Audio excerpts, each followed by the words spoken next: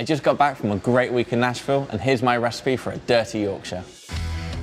So the first thing you need to do is get yourself a pork butt. The great thing about pork butt is it's cheap, it's delicious, and it feeds a whole army. So I made my own dry rub. You've got soft brown sugar, salt, pepper. You need dried oregano, chili flakes, smoked paprika, that's my favorite one. Slightly obsessed with it, actually.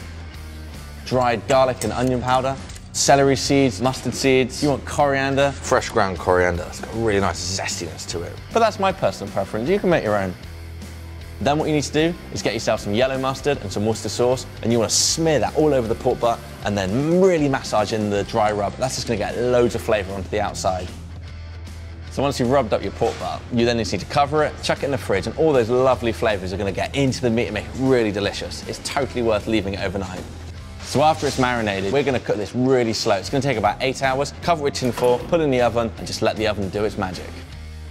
To make the Yorkshires, it's really easy. You're basically making a batter. So you want to get 5 eggs, crack them into a bowl, big pinch of salt, and then you want half a pint of sparkling water, half a pint of milk, give it a whisk, and then add just normal flour until it comes to a thick pancake batter. You leave it to rest, preferably for about an hour. Meanwhile, get yourself a muffin tray and then just put a teaspoon blob of lard in 10 of the muffin holes. Get that in the oven. You want that to be searingly hot. And then really carefully, you fill it up to the brim with your Yorkshire pudding batter mix. It should be bubbling and spluttering. Shut the door and then leave it for at least 50 minutes. Do not be tempted to look, because what's going to happen, that's just going to rise up into these beautiful big Yorkies. Open the door, let the steam out, close it again, and that's just going to help harden them. 5 minutes later, they're going to be beautiful. After 8 hours, you want to check on your pork. Bring it out and leave it for about 30 to 40 minutes so it just cools down enough so you can handle it. Now we need to make your barbecue sauce.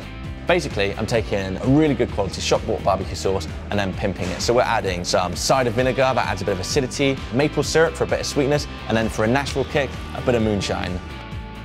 You want to put that into a pan and then just cook it down till it's nice and thick and syrupy. Now we need to pull our pork.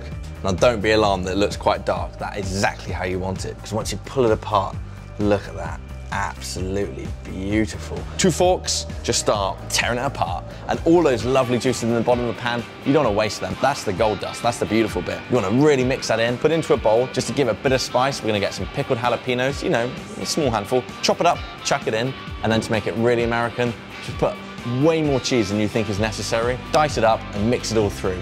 And then you're going to pour your barbecue sauce into it. That's just going to enrich the whole thing and make it really unctuous.